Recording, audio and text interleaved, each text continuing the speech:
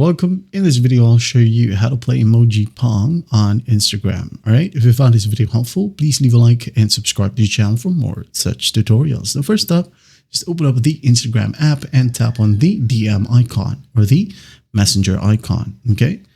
You're going to want to open up a chat. Okay. For example, this guy right here, just tap on it, or you could go ahead and start a new chat if you want to. I'm going to go ahead and tap on message and tap on the emoji section. Just select an emoji that you want. For example, this one right here. Hit on send. Now, you and your friends can just easily tap on this emoji and start playing Emoji Pong. Okay, just tap on it and here you have Emoji Pong. Play the game, use this space bar right here or whatever you call it and just catch the emoji.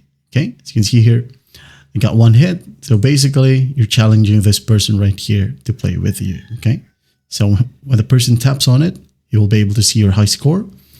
And when the person tops the score right here, it will be posted right here. And that's it.